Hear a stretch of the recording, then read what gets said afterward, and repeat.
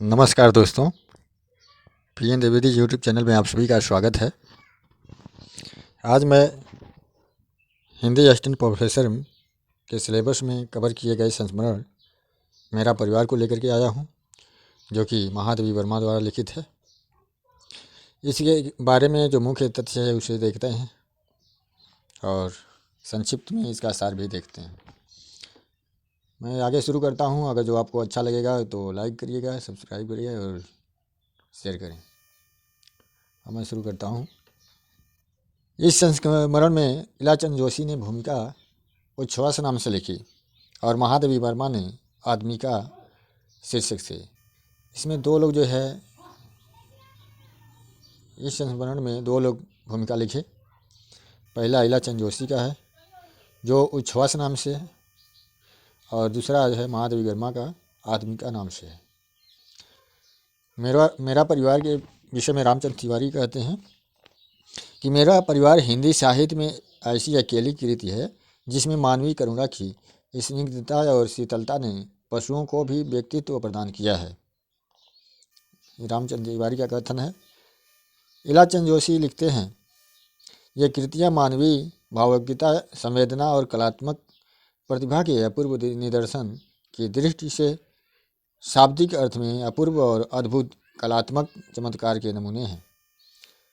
करो काह मुख एक प्रशंसा, एक मुख से उनकी कला की प्रशंसा कैसे करूं, क्योंकि ये शब्द चित्रण अनेक दृष्टिकोणों से प्रशंसा की अतिशयोक्ति की सीमा को भी पार कर जाते हैं। इस संस्मरण में संग्रहित पशु पक्षियों के नाम दिए गए हैं, इसे आप देख दें। कुल मिला के 9 पशु पक्षियों का नाम है। और ये पूछ देता है कभी कभी कि नीलकंठ क्या है, तो नीलकंठ मोर का नाम है। गिल्लू किसे कहते हैं, तो गिलहरी को। सोना किसे कहते हैं, तो हिरणी को। दुर्मुख किसे कहते हैं, तो ये खरगोश को। गौरा नाम की गाय है, गौरा गाय को कहते हैं। और नीलू कुत्ते को, निक्की नेवले को, और रोजी कुतिया को, रानी घोड़ी को। इस प्रकार ये 9 पशु हैं जिनका पशु पक्षी हैं जिनका जो है इसमें वर्णन किया गया है। अब आगे मैं चलता हूँ। इस प्रकार सब पशु पक्षियों के संख्या, रंग, विशेष लक्षण, नाम आदि लिखे गए हैं। उस समय ज्ञात नहीं था कि भविष्य में ऐसे स्मृत्य की परंपरा अटूट हो जाएगी, परंतु बालकपन की इसी गद्यात्मक अभिव्यक्ति के बाजू पर मेरे सारे संस्मरण अंकुरित, पल्लवित और पुष्पित हुए हैं। इलाचंद जोशी लिखते हैं कि एक साधारण से लघु प्राणी गिल्लू, जिनका नाम गिलहरी है, कि उसके मानवेतर जीवन के क्षुद्र कोटगत मंच से इस सफाई के साथ मानवीय मंच के व्यापक परिप्रेक्ष्य में उभार कर उतारा गया है कि सांस को बार बार रोककर उस नाटक के क्लाइमैक्स की उत्सुकता की पूर्ति के लिए उन्मुख होना पड़ता है। यही जादू इनकी गौरा गाय, नीलू कुत्ता और सोना हिरणी, दुर्मुख खरगोश आदि जीवों के जीवन इतिहास चित्रण में अमस्ट स्पर्श की तरह व्याप्त पाया जाता है। अब एक एक करके मैं देखता हूँ। तो नीलकंठ जो मोर है, तो इसके बारे में सबसे पहले नीलकंठ मोर को महादेवी जी द्वारा नखास कोने से खरीदे जाने से लेकर उसके धीरे धीरे बढ़ने और महादेवी जी के पशु पक्षियों के परिवार में सम्मिलित होने की कहानी है।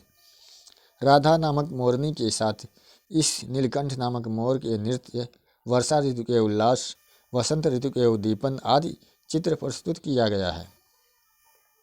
एक दिन लेखिका को एक और मोरनी दर्दनाक स्थिति में मिलती है, तो लेखिका से उसका दर्द देखा नहीं जाता और वह उसे भी अपने साथ घर ले आती है और उसका नाम कुब्जा रखा जाता है। कुब्जा किसका नाम रखा जाता है, ये ध्यान दीजिएगा। तो मोरनी का नाम कुब्जा रखा जाता है। कुब्जा धीरे धीरे नीलकंठ और राधा के बीच दूरी की वजह बनने लगती है, क्योंकि कुब्जा भी नीलकंठ के प्रति आकर्षित होने लगती है और उसे राधा का नीलकंठ के पास रहना बिल्कुल पसंद नहीं था। इसलिए कुब्जा राधा के पंखों और कलगी को नोच कर नष्ट कर देती है। इस कलह कोलाहल से और उससे भी अधिक राधा की दूरी से बेचारे नीलकंठ की प्रशंसा का अंत हो गया। फिर नीलकंठ राधा की जुदाई सहन नहीं कर पाता और थोड़े ही दिनों में मृत्यु को प्राप्त हो जाता है। अंत में 3-4 मास के उपरांत एक दिन सवेरे जाकर देखा कि नीलकंठ पूंछ पंख फैलाए धरती पर उसी प्रकार बैठा हुआ है जैसे खरगोश के बच्चों को पंख में छिपाकर बैठता था। मेरे पुकारने पर भी उसके न उठने पर संदेह हुआ। वास्तव में नीलकंठ मर गया था। गिल्लो की बात करें तो ये इस संग्रह का दूसरा पशु पात्र है। पशु नहीं है, पक्षी पात्र है, जिसका नाम जिसे गिलहरी बोलते हैं, कि जन्म से लेकर उसके बड़ी होने और महादेवी के ऊपर सिर से पैर तक चढ़ने उतरने तथा महादेवी जी के अनुपस्थिति में कुछ भी न खाने पीने और अंत में उनकी उंगली से चिपक कर करुणांत हो जाने की घटनाएं हैं। सोना को देखते हैं। सोना मेरा परिवार का तीसरा पात्र है और सोना का नामक हिरणी की बाल्यावस्था से लेकर उसके उछलने कूदने, दूध पीने, घंटी बजने व प्रार्थना के मैदान में पहुंचने और स्नेहवश महादेवी जी को उछाल कर निकल जाने की घटनाओं को समाविष्ट किए हुए हैं। उन्हें उछाल कर महादेवी जी को भी पार कर जाती है ये सोना। अब दुर्मुख की बात करें तो दुर्मुख खरगोश को बोलते हैं, जो इस संग्रह का चौथा मानवेतर पात्र दुर्मुख खरगोश के महादेवी के पशु पक्षी परिवार में सम्मिलित होने पर अकारण क्रोधी स्वभाव के महादेवी द्वारा दुर्वासा नाम रखते हैं और उसके प्रिय दर्शन व्यक्तित्व मिट्टी खोदकर सुरंग बनाने, कबूतर, मोर आदि पर झपटने का उल्लेख है। बाद में महादेवी द्वारा हिमानी नामक खरगोश वधु को उसके साथ रहने की व्यवस्था करने और इस क्रोधी दुर्मुख द्वारा हिमानी के बच्चों को घायल करने और अंत में एक सांप के बच्चे द्वारा काटे जाने पर मर जाने की घटनाएं हैं। और गौरा देखते हैं तो गौरा गाय को बोलते हैं इसमें, और गौरा इस संग्रह का 5वां प्राणी पात्र है। गौरा गाय के बहिरंग व्यक्तित्व से प्रारंभ करके उसके महादेवी जी के यहाँ पहुँचने पर स्वागत करने से लेकर उसके प्रिय दर्शन स्वरूप मंथर गति के सौंदर्य, महादेवी के पशु पक्षी परिवार में एकदम हिल मिल जाने के स्वभाव, मानवीय स्नेह के समान आकुलता, लालमणि नामक एक बछड़े को जन्म देने और 2-3 मास के उपरांत उसके निरंतर दुबले होते चले जाने, यानी ये जो है किसी दुष्ट द्वारा सुई खिला देने के कारण गौरा के करुणांत हो जाने की घटनाएं इसमें हैं।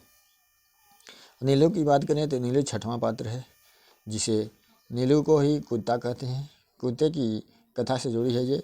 भूटिये बाप और अल्सेशियन माँ के कारण बड़शंकर नीलू के पूछ धूप छाही रंग तथा बल और स्वभाव में भी वैशिष्ट होने के कारण अलभ्य उपयुक्त व्यक्तित्व की प्रशंसा है। नीलू भूटानी बाप और अल्सेशियन माँ से जन्म लेने वाला बच्चा है जो कुत्ते का है।